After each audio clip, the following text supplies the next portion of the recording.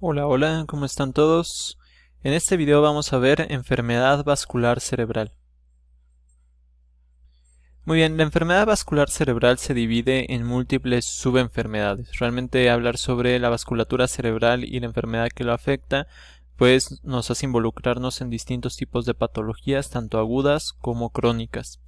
Dentro de las que vamos a ver en este video, en esta serie de videos, es la enfermedad cerebrovascular de tipo isquémico, que la podemos dividir en isquemia cerebral global y focal, es decir, un EBC isquémico. Después enfermedad cerebrovascular hipertensiva, que la podemos dividir en infartos lacunares, encefalopatía hipertensiva y demencia vascular. Y finalmente la hemorragia cerebral no traumática. La hemorragia cerebral no traumática la podemos dividir en EBC hemorrágico, en aneurismas y en malformaciones arteriovenosas. Hay que considerar que nuestro tejido neuronal, que nuestro encéfalo consume una gran cantidad de oxígeno.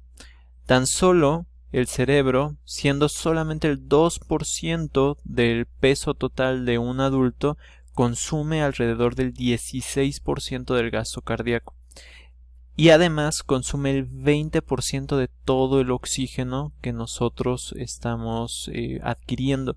Entonces realmente pues es un tejido muy costoso, y como es tan costoso, pues detener este flujo sanguíneo, este flujo de oxígeno durante unos pocos minutos puede ser catastrófico. Comencemos con esta patología, la isquemia cerebral global, para que veamos lo catastrófico que puede ser un infarto cerebral. Dentro de la isquemia cerebral global encontramos distintos tipos de patologías.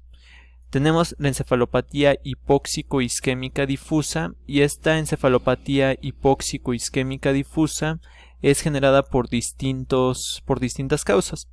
Por ejemplo, una persona que se le para el corazón, una persona que su corazón deje de latir, entonces deja de fluir sangre a través de sus vasos y por lo tanto no llega sangre. Esto produce una isquemia muy profunda, y esta isquemia pues afecta directamente al cerebro. Otra persona, por ejemplo, que tenga choque. Tenemos distintos tipos de choque: choque anafiláctico, choque hipovolémico, y lo que tenemos aquí, independientemente del tipo de choque, es que hay una hipoperfusión generalizada a los tejidos. Y tenemos tejidos que pueden aguantar muy bien esta hipoperfusión generalizada. Por ejemplo, pues no sé, los músculos, por ejemplo, pueden aguantar muy bien la hipoperfusión generalizada, pero eso no ocurre con nuestro sistema nervioso, eso no ocurre con nuestro cerebro. De tal manera que rápidamente nuestro cerebro empieza a sufrir, y al momento de empezar a sufrir empieza a tener distintos cambios patológicos, se produce edema cerebral.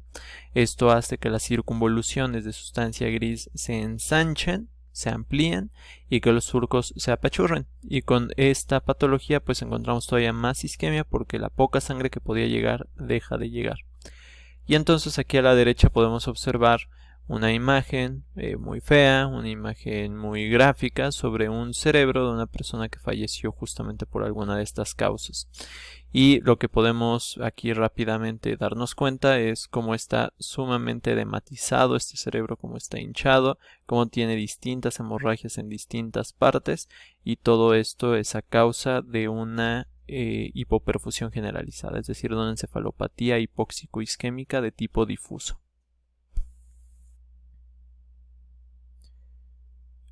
Algunas células de nuestro sistema nervioso son particularmente sensibles a este tipo de cambios. Por ejemplo, las células piramidales del hipocampo rápidamente se destruyen, y esto explica en buena medida por qué el hipocampo es tan sensible a distintos insultos patológicos. O sea, prácticamente cualquier cosa puede hacer que se dañe. También nuestras células de Purkinje, estas que son muy bonitas en nuestro cerebelo, son particularmente sensibles. Y finalmente las neuronas piramidales, que en buena medida forman la vía piramidal, una vía importante para el dolor. Clínicamente, una isquemia cerebral global puede producir la muerte cerebral, pero pues puede ser que por distintas causas siga funcionando el cuerpo, y entonces tenemos una persona con muerte cerebral pero cuyo cuerpo sigue funcionando, su latido del corazón sigue presente, y sigue presente algunas de las funciones autonómicas básicas. En este tipo de personas, que generalmente están sujetas a un ventilador, a un respirador artificial, pues el paso del tiempo hace que las zonas que fueron muriendo dentro de su encéfalo, dentro de su sistema nervioso central y particularmente en el cerebro, pues empiecen a necrosarse. Una necrosis que se llama necrosis licuefactiva, que es así como mueren las células de nuestro encéfalo, de nuestro sistema nervioso. Y entonces se forman grandes huecos. Y estos grandes huecos pueden producir grandes cavitaciones, y estas cavitaciones, o al conjunto o a esta característica de nuestro sistema nervioso central, le llamamos cerebro de respirador. Y de hecho, pues aquí lo que podemos observar en esta imagen de la esquina superior derecha, esto es el hipocampo, una región particularmente sensible a distintas patologías. Y aquí lo que podemos ver es una imagen característica de un cerebro de respirador, donde podemos observar las grandes cavitaciones. Aquí donde estaban los ventrículos pues se ven mucho más agrandados, pero vean esta cavitación de acá y vean estos surcos tan profundos o estas regiones tan cavitadas, tan destruidas, donde debería de estar el hipocampo, pues solamente encontramos huecos. Muy bien. En realidad, pues esta causa de isquemia cerebral global se da en distintas cuestiones, pero definitivamente lo que más nos importa es ver el evento vascular cerebral. ¿Por qué? Porque es mucho más frecuente y hay cosas que se pueden hacer para prevenir el evento vascular cerebral. No necesariamente para prevenir la isquemia cerebral global, puesto que esta se da, les decía, en personas que deja de latir su corazón, o que se ahogan, o que tienen una condición de choque, por ejemplo hipovolémico, por tener poca perfusión sanguínea. Pues aquí en el evento vascular cerebral lo que encontramos es una interrupción focal, una interrupción puntual de una región de irrigación de nuestro cerebro. Y entonces aquí lo que tenemos es que como es solamente una partecita, pues es más probable que el paciente, uno, sobreviva, y dos, que quede con secuela neurológica importante, y es ahí donde tienen que entrar ustedes. De tal manera que nuestro evento vascular cerebral es una patología muy importante, de las más importantes. El evento vascular cerebral tiene distintos nombres, lo cual puede generar relativa confusión. Por ejemplo, se llama evento vascular cerebral, EVC, o también accidente cerebrovascular, ACV, o también ictus, o también apoplejía, ataque cerebral, infarto cerebral, derrame cerebral, particularmente cuando es un infarto hemorrágico. Y esto hace que ni siquiera no pase como en el infarto agudo al miocardio, como en el infarto al corazón, donde todos sabemos que es un infarto al corazón. La misma gente, el público, pues puede no saber diferenciar en que ictus y apoplejía se refieren al mismo evento. ¿Cómo se define un evento vascular cerebral? Como la alteración aguda y no epiléptica del estado neurológico que dura más de 24 horas y se relaciona con una interrupción repentina del flujo sanguíneo a un área focal del cerebro. Entonces vamos aquí a analizar esta definición. Alteración aguda. Es decir, que no es algo que va cambiando poco a poco, como en una demencia. Y no epiléptica, quiere decir que no está relacionado a la epilepsia, porque la epilepsia te podría dar una alteración aguda del estado neurológico. Esta alteración dura más de 24 horas y aquí encontramos una de las cosas más importantes. Realmente para que uno pueda diagnosticar o para que uno pueda decir que alguien tuvo un evento vascular cerebral, de hecho ya tuvo que haber pasado más de 24 horas con este problema. Y más de 24 horas se considera que la persona ya tiene un daño irreversible en el cerebro. Entonces realmente para que uno pueda mencionar que está sufriendo o que tiene o que tuvo un evento vascular cerebral, pues es un diagnóstico pues a posteriori, es un diagnóstico que se hace una vez que ya no se puede hacer nada más. De tal manera que es importante pues distinguir esto y ver que el evento vascular que está en progreso, o sea que apenas se empieza a hacer, a veces incluso que todavía no muestra cambios fehacientes, por ejemplo, a nivel del sistema nervioso central en los estudios de imagen, es este que apenas está comenzando el que realmente es proclive a que pueda ser tratado y que nosotros podamos mejorar el estado neurológico del paciente y por lo tanto su sobrevida y su funcionalidad a largo plazo. Esto se relaciona a una interrupción repentina del flujo sanguíneo a un área focal del cerebro. Y esta interrupción puede ser, por ejemplo, por una isquemia, es decir, que llega un taponcito y que este taponcito bloquee el paso de sangre hacia la parte en particular del sistema nervioso donde está irrigando esa arteria en particular. O puede ser por una hemorragia, porque finalmente si uno tiene una hemorragia, si uno tiene una ruptura de un vaso, pues el vaso ya no va a poder llevar sangre hacia la parte del tejido cerebral que necesita, y por lo tanto pues para fines prácticos encontramos igual una hipoperfusión, solamente que vamos a ver que tiene distintas características estas dos hipoperfusiones. Para que ustedes dimensionen qué tan importante es un evento vascular cerebral, bueno, en Estados Unidos cada 40 segundos una persona presenta un evento vascular cerebral. Eso es muchísimo. En el mundo es la segunda causa de muerte y más de la mitad de supervivientes a los eventos vasculares cerebrales tienen secuelas importantes. De hecho, es probable que ustedes conozcan a alguien que tuvo un evento vascular cerebral y que por eso haya dejado de caminar, o tenga ceguera, o tenga debilidad en los brazos, o tenga parálisis facial. Podemos encontrar cualquier cantidad de discapacidades. Realmente, como ocurre en muchas cosas en nuestro país, pues no conocemos la magnitud del problema aquí en México. ¿Por qué? Porque entre otras cosas no tenemos una casuística publicada adecuada, pero podemos estar seguros que el evento vascular cerebral representa una de las 10 principales causas de muerte y probablemente también de morbilidad y probablemente también de necesidad de terapia a largo plazo en nuestro país. Entonces, bueno, pues es una enfermedad bien importante. Y aquí encontramos una imagen bien interesante sobre la incidencia de los eventos vasculares cerebrales en el mundo. Y lo que podemos aquí observar es que hay algunas regiones donde encontramos una incidencia o relativamente alta, o muy alta, o extremadamente alta, ¿correcto? Mientras que encontramos otras que tienen pues pocos eventos vasculares cerebrales. Digo, por ejemplo, aquí pueden ver a México, pueden ver algunos países sudamericanos, pueden haber gran cantidad de los países africanos y de la India. Y entonces aquí lo que habría que preguntarnos es si realmente será que tienen esta densidad o esta incidencia, perdón, tan baja de eventos vasculares cerebrales estos países. Y la respuesta yo creo que es que no. Yo creo que más bien no existe una cultura de diagnóstico adecuado y por lo tanto están subreportados los casos, que seguramente es lo que ocurre en nuestro país como en gran parte de África. Simplemente no los detectamos, y como no los detectamos, no los metemos al sistema nacional de vigilancia epidemiológica y por lo tanto pues no son cuantificados de manera adecuada. Muy bien.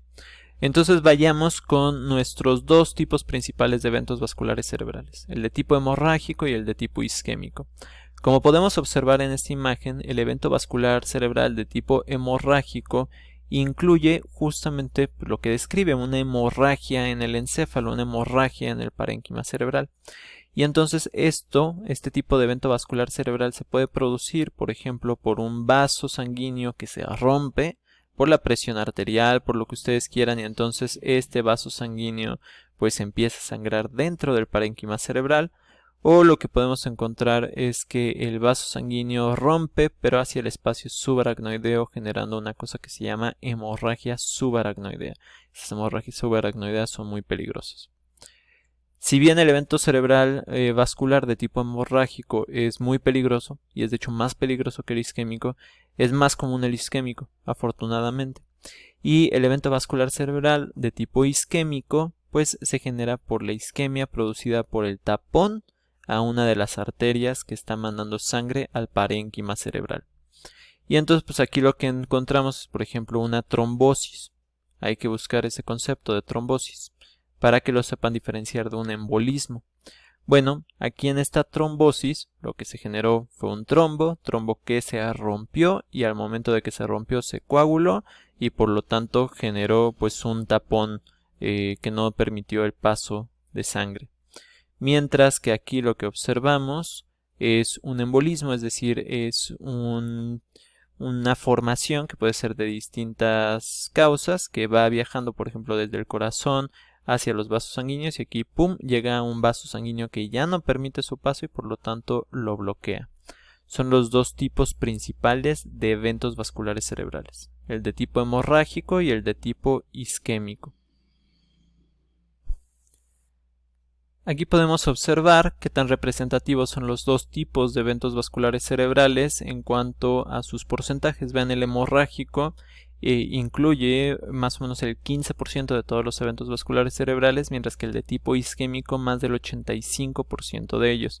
Es decir, es mucho más importante epidemiológicamente el isquémico, pero bueno, cualquiera de los dos es verdaderamente una urgencia y es verdaderamente una patología que tenemos que cuidar.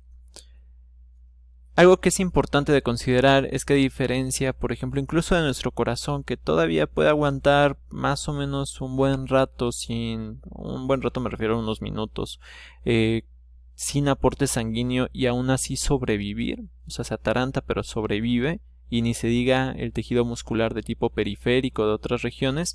Bueno, pues aquí lo que tenemos es que en un evento vascular cerebral la interrupción completa del flujo sanguíneo produce muerte del tejido encefálico muy rápido, más o menos en 4 a 10 minutos ya está, pero bien muerto ese tejido.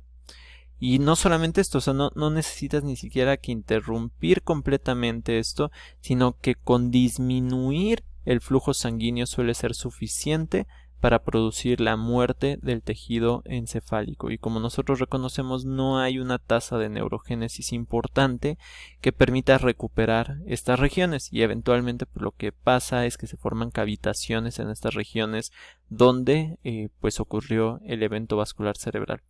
De tal manera que es una super urgencia. Una vez que ocurre, es menester que rápidamente se trate al paciente, y eso casi no ocurre en nuestro país. Por lo tanto, vamos a tener una gran cantidad de pacientes, más bien con secuelas, y lo que vamos a tener que hacer es analizar e intentar mejorar el patrón de las secuelas. Entonces, como les había dicho, esta isquemia o este infarto de tipo focal, particularmente de tipo isquémico, se puede deber a distintas cosas. Se puede deber a trombosis, que es lo que ya habíamos visto. Se forma el trombo, se rompe el trombo, se tapa la arteria. A un embolismo, se forma un trombo, se forma alguna otra cosa que viaja por el torrente sanguíneo hasta que llega un vaso sanguíneo que ya no alcanza a que siga pasando esta formación a través de él, entonces bloquea, tapa a la arteria. O puede ser también por algo que no viene pues aquí representado gráficamente, que es una vasculitis. Literalmente se inflama el vaso sanguíneo, se ocluye y por lo tanto deja de pasar sangre al sitio donde debería de estar pasando. Independientemente de la causa, por ejemplo aquí podríamos ver un trombo o un émbolo, en realidad no lo representan lo suficientemente bien. Independientemente de la causa, lo que encontramos es que la región más importante donde se bloquea este flujo sanguíneo, que le llamamos el core del infarto o el núcleo del infarto o el núcleo isquémico, pues esta parte va a morir. Y tenemos que ser conscientes de que en la inmensa mayoría de pacientes esta parte muere. Pero pues esta parte solamente es una porción de todo lo que puede morir si nosotros no damos tratamiento. Hay alrededor una región muy extensa que se llama zona de penumbra, y en esta zona de penumbra hay distintos vasos sanguíneos que permiten, o sea, imaginemos que este es el vaso sanguíneo, la arteria cerebral media, y esta irrigaba particularmente a esta parte de acá. Y lo que encontramos acá es que todas estas regiones que están por acá igual estaban irrigadas por otras arterias, ¿no? Por otras arterias que venían de distintos lados, que no le proveían tanta sangre como esta de acá, pero aún así algo de sangre le proveen, ¿correcto? Y entonces esta zona de penumbra nosotros la podemos salvar con un tratamiento adecuado. La zona de penumbra tiene aproximadamente un flujo sanguíneo de entre 10 y 17 mililitros por 100 gramos de tejido por minuto. Mientras está siendo afectada hay silencio eléctrico, es decir, las neuronas dejan de disparar, pues básicamente porque están sufriendo y están aguantando energía, y el daño es reversible, particularmente con tratamiento.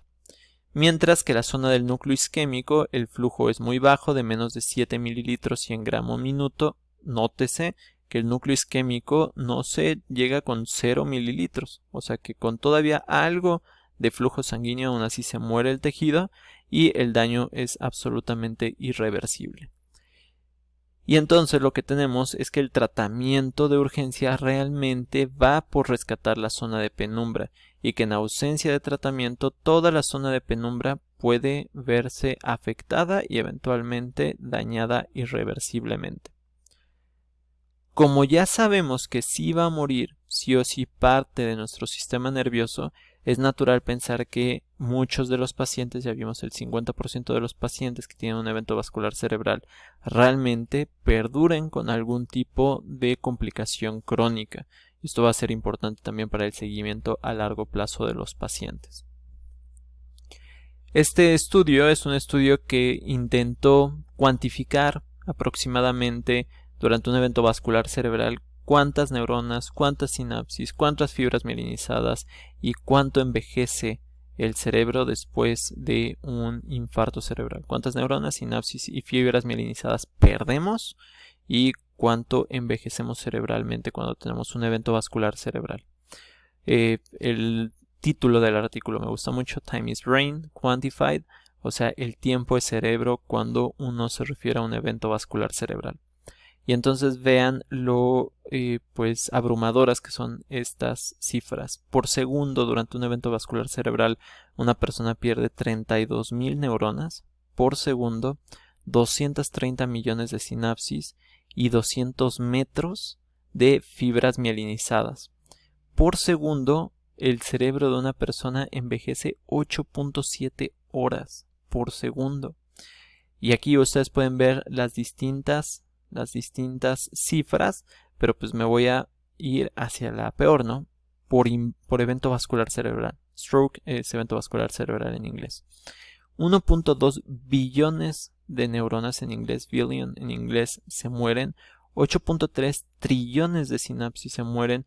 Perdemos más de 7.140 kilómetros de fibras mielínicas y el cerebro de una persona que tuvo un evento vascular cerebral envejece por 36 años. 36 años. Y es por eso que uno puede encontrar pues gente adulta mayor que está muy bien, que de hecho cognitivamente está muy bien, está muy lúcida, que realmente pues, o sea, muy ágiles mentalmente, y uno puede encontrar una persona pues relativamente joven dentro de los adultos mayores, no sé, 70 años, y que pues simplemente ya su capacidad cognitiva no es la misma y tiene muchas dificultades. Pues puede ser que tuvo un evento vascular cerebral. Vean cuánto uno puede envejecer cerebralmente. Y no solo eso, sino que un evento vascular cerebral no solamente produce cambios, lamentablemente, solamente por la interrupción del flujo sanguíneo, sino que va a tener también cambios indirectos. Y dentro de estos cambios indirectos encontramos que, por ejemplo, un evento vascular cerebral hace que falle una barrera muy importante que se llama barrera hematoencefálica. La barrera hematoencefálica, para fines prácticos, separa a la sangre del parénquima cerebral.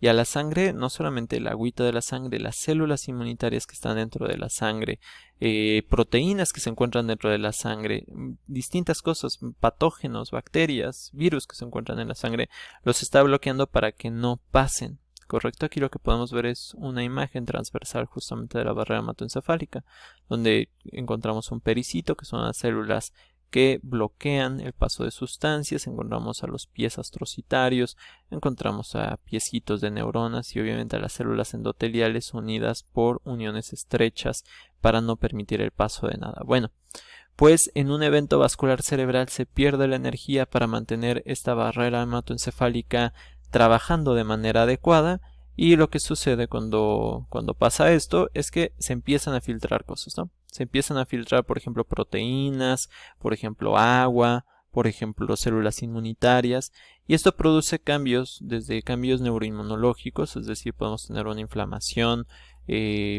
en nuestro encéfalo, en nuestro parénquima cerebral por esta causa, pero también de manera muy importante va a sacar proteínas, y estas proteínas son osmóticamente activas, es decir, van a jalar agua, y al momento de que jalan agua, pues producen edema cerebral. Y el problema es que el edema cerebral es todo un rollo. Vean, esto es justamente una serie de estudios de imagen de un paciente que tuvo un evento vascular cerebral de la cerebral media y después tuvo un evento vascular cerebral después tuvo un edema cerebral, perdón, muy profuso. Entonces aquí encontramos la zona infartada, se ve claramente, y también esta parte de acá. Entonces encontramos esta zona de aquí. Esta zona de acá, después de muerta, empezó a edematizarse de manera importante, tanto que obligó a los neurocirujanos a generar una ventana en el cráneo, es decir, remover una buena parte del cráneo para que pudiera protruir por ahí el cerebro, literalmente para que pudiera salir por ahí el cerebro y no presionara dentro del sistema. Porque como ya sabemos, si aumenta la presión dentro del sistema, se puede herniar el cerebro y una herniación puede ser verdaderamente mortal. Este edema no es raro, ocurre más o menos en el 5 al 10% de los pacientes, vean lo importante. Y entonces muchas veces los neurocirujanos tienen que hacer este tipo de intervenciones quirúrgicas, una craniectomía descompresiva. Y entonces lo que hacen es literalmente quitar una ventana del cráneo y permitir pues que protruya el cerebro por esa ventana, en lo que se empieza a reducir el edema. Y este edema puede durar bastante tiempo, de 3 a 5 días, y dura alrededor de 10 días. O sea, de 3 a 5 días llega al punto máximo y a los 10 días empieza a desaparecer. De tal manera que durante una buena cantidad de tiempo la persona está literalmente con el cerebro pues, prácticamente de fuera, y obviamente esto puede generar distintas complicaciones. La más importante de todas probablemente es una infección. Pero si no, pues la contraparte es la muerte. De tal manera que pues suena mejor tener herniado el cerebro a estar uno muerto. Y aquí lo podemos observar en esta imagen. Se hace pues este corte, se hace una serie de agujeritos que eventualmente permiten destapar esa parte del cráneo, y entonces ya con esta parte del cráneo destapada, pues lo que puede pasar es que protruye el cerebro, que está pues en un estado de edema. Aquí lo que podemos ver es la dura madre, que está ahí, pues la cortaron para que permitiera la expansión del volumen encefálico, y entonces pues aquí podemos ver claramente a nuestro lindo encéfalo. ¿Y qué pasa si por alguna razón no se hace? Pues lo que puede pasar es catastrófico. Vean lo que sucedió aquí, es un evento vascular cerebral que generó la hernia pues de distintas partes. Vean cómo se hernió el giro del cíngulo, aquí una hernia subfalcina por debajo de la falx cerebri. Se ve completamente desplazado para acá la línea media. Vean, aquí está el septum pellucidum, aquí está el hipotálamo, y vean cómo está completamente apachurrado hacia el otro lado. Y también tenemos probablemente que la persona tuvo una herniación uncal, una herniación del uncus. Entonces vemos completamente muerto al hipocampo de este lado. Y bueno, además de encontrar pues una serie de lesiones en toda esta zona. Pues evidentemente esta persona, por X o por Y, por lo que sea que le haya pasado, pues falleció de esta causa, y bueno, pues esto es su encéfalo y podemos ver lo maltratado que quedó. Ahora, en la zona del infarto podemos tener distintos cambios patológicos. Y aquí encontramos un problema, y el problema es que, a diferencia por ejemplo de una fractura, que pues cuando uno fractura pues puedes ver la fractura y la puedes distinguir en una tomografía y la puedes distinguir en una radiografía, y ni se diga en una resonancia, pues aquí lo que tenemos es que, o sea, realmente las primeras horas donde está sufriendo el cerebro, donde se está muriendo, pues realmente no hay cambios en el tejido, y por lo tanto tú tomas una tomografía de emergencia y chirrión, se ve todo normal. Y de hecho esto es algo bueno y malo. Es bueno porque cuando se ve todo normal quiere decir que o estás a tiempo o no le está sucediendo nada. Entonces pues, realmente o sea, pues ahí hay que hacer una evaluación clínica bastante acuciosa. Entonces en las primeras 6 horas prácticamente no hay cambios, pero después de 12 a 24 horas aparecen unas neuronas que son características, o sea, son las mismas neuronas que ahí estaban, pero se empiezan a poner rojas, entonces se les llaman neuronas rojas, que son características de sufrimiento celular.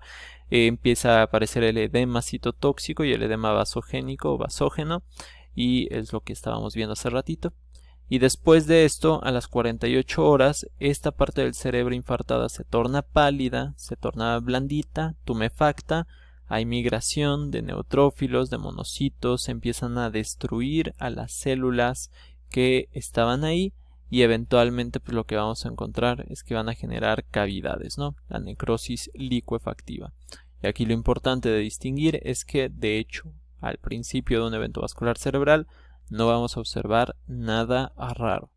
Ya, estas son personas que seguramente tenían más de 12 horas con el infarto cerebral o con los infartos cerebrales. Entonces, pues aquí podemos ver distintas zonas infartadas y aquí podemos observar pues el edema tan profuso, tan importante que tuvo a nivel diencefálico esta persona.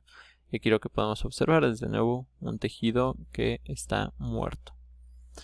Y entonces vean lo que les decía, después de unos días lo que encontramos es que este cerebro que se vuelve gelatinoso, que se vuelve friable, o sea que con cualquier cosa se empieza a romper, pues termina formando una cavitación. ¿Sí? Eventualmente más o menos entre 10 días y 3 semanas después de haber ocurrido el evento vascular cerebral, el tejido se termina licuando completamente.